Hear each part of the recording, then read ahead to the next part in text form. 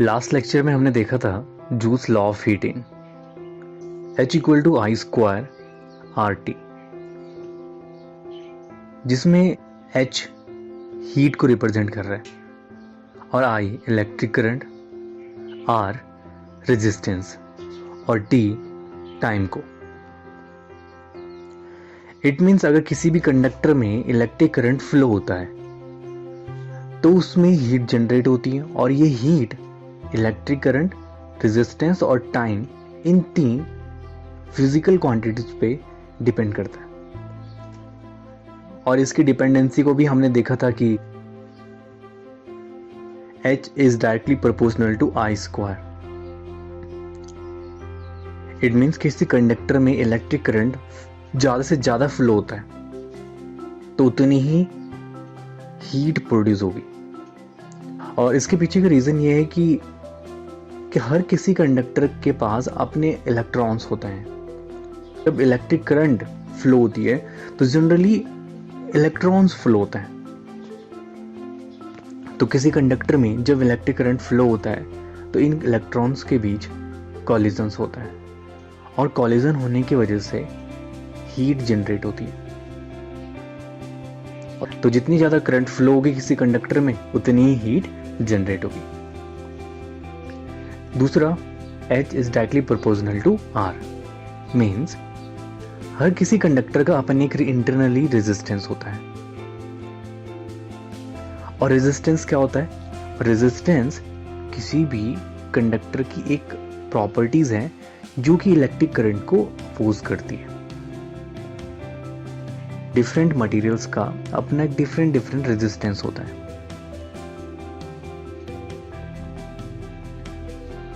तो किसी कंडक्टर का रेजिस्टेंस अगर ज़्यादा है तो उतनी ज़्यादा हीट जनरेट होगी और कम है तो उतनी हीट कम जनरेट होगी। नेक्स्ट है टाइम।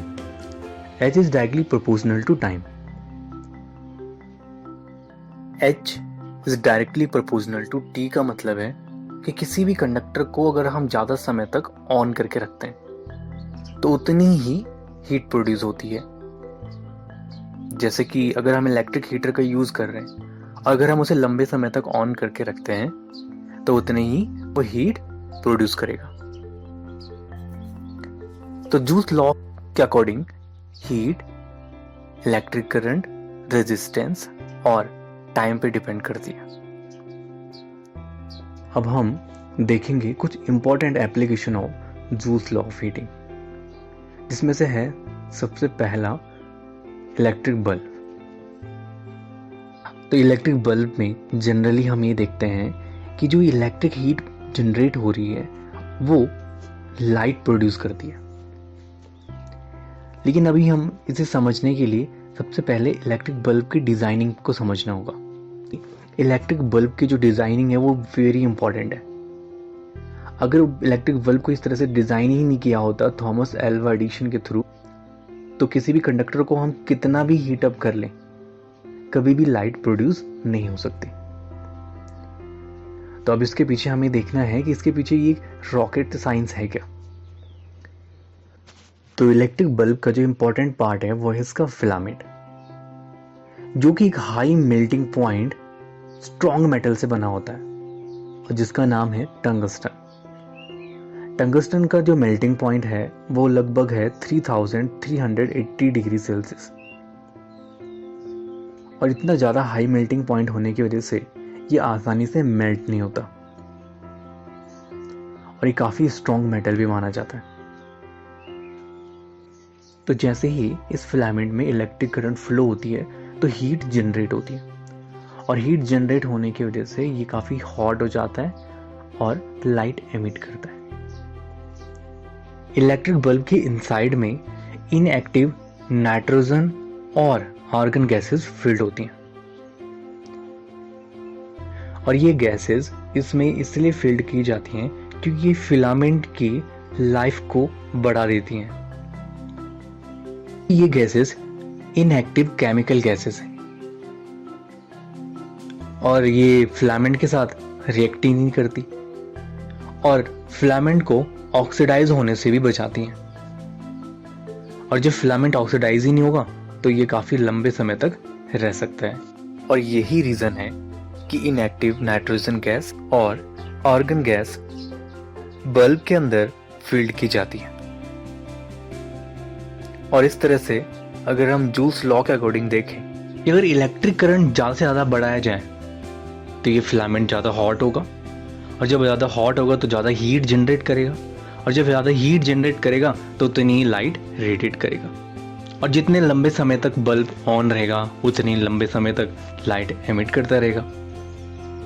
तो आप इसे समझ सकते हो कि कैसे इलेक्ट्रिक बल्ब जूल्स लॉ पे बेस्ड है। और एक दूसरा इलेक्ट्रॉनिक डिवाइस इलेक्ट्रिक फ्यूज से आप फैमिलियर हैं। कई बार आपने सुना होगा कि फ्यूज उड़ गया और फ्यूज लगा है कि नहीं लगा है। तो इलेक्ट्रिक फ्यूज का काम क्या है किसी इलेक्ट्रॉनिक डिवाइस में या इलेक्ट्रिक सर्किट्स में?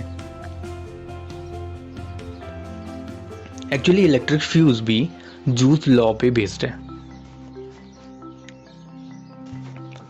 Electric fuse generally electronic devices या इलेक्ट्रॉनिक इंस्ट्रूमेंट्स या इलेक्ट्रॉनिक सर्किट्स में सीरीज में लगा होता है।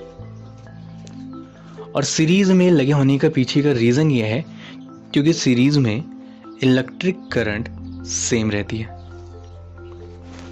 और हम जानते हैं कि जो डिफरेंट इलेक्ट्रॉनिक डिवाइसेस हैं वो एक स्पेसिफिक इलेक्ट्रिक करंट पे वर्क करते हैं, जैसे कि 2 एम्पियर, 3 एम्पियर, 4 एम्पियर, 5 एम्पियर।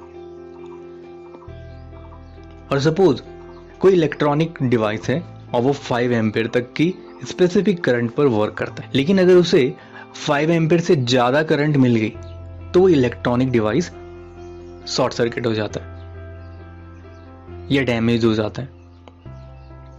तो उसे शॉर्ट सर्किट या डैमेज होने से बचाने के लिए अगर उसके सीरीज में इलेक्ट्रिक फ्यूज लगा है तो पहले इलेक्ट्रिक फ्यूज ब्रेक हो जाएगा, और जब इलेक्ट्रिक फ्यूज ब्रेक हो जाएगा तो इलेक्ट्रॉनिक डिवाइस सेफ हो सकता है। लेकिन अभी आपके दिमाग में क्वेश्चन आ रहा होगा, इलेक्ट्रिक फ्यूज में ऐसा क्या होता है कि वो ब्रेक हो जाता है वहाँ पे इलेक्ट्रिक सर्किट और इलेक्ट्रॉनिक डिवाइस शॉर्ट सर्किट होने से बच जाता है? एक्चुअली इलेक्ट्रिक फ्यूज में एक छोटी सी वायर का टुकड़ा लगा रहता है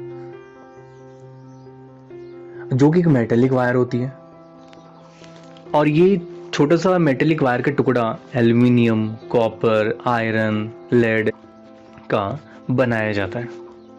लेकिन उस मेटेलिक वायर का मेल्टिंग पॉइंट काफ़ी कम होता है, और उस इलेक्ट्रिक फ्यूज को इस तरह से डिज़ाइन करा रहता है वो एक स्पेसिफिक करंट तक ही वर्क करता है।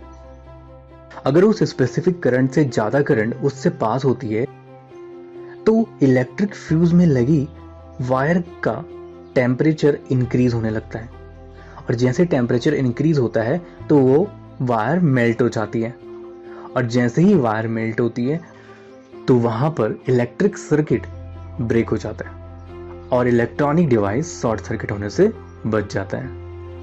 एक एग्जाम्पल की सहायता से समझने की कोशिश करते हैं कि कैसे हम एक स्पेसिफिक वैल्यू वाला फ्यूज का यूज़ कर सकते हैं किसी इलेक्ट्रॉनिक डिवाइस के लिए। माना हमारे पास एक इलेक्ट्रॉनिक आयरन है और लगभग electronic iron 1 kilowatt electric power consume करती है, और इसको ऑपरेट करने के लिए हमें 220 वोल्ट की वोल्टेज सप्लाई चाहिए। तो आप फाइंड कर सकते हैं कि कितने स्पेसिफिक करंट पर इलेक्ट्रॉनिक आयरन वर्क कर सकती है। तो अगर हम इसे एडजस्ट करें तो हमारे पास इलेक्ट्रिक करंट मिल जाएगा 4.54 एम्पियर।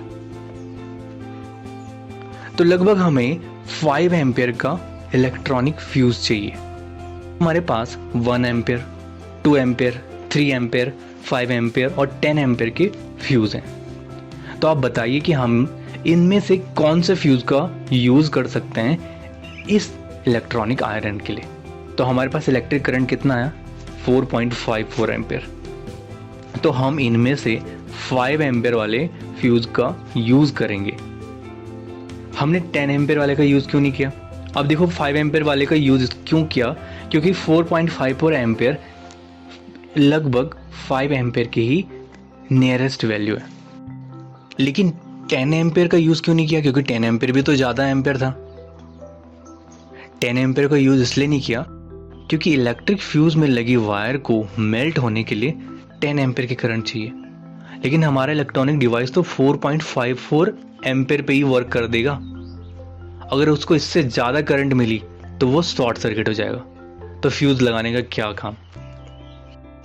तो फ्यूज़ किसी भी इलेक्ट्रॉनिक डिवाइस में ऐसा लगाना चाहिए कि वो उस स्पेसिफिक करंट से थोड़ा सा ज़्यादा करंट या उस स्पेसिफिक करंट से थोड़ा हाई करंट मिलते ही ब्रेक हो जाए। तो इस प्रॉब्लम की सहायता से आपने समझ लिया होगा कि हमें किस तरह से इलेक्ट्रॉनिक डिवाइस को शॉर्ट सर्किट से बचाने के लिए इलेक्ट्रिक फ्यूज़ का यूज़ करना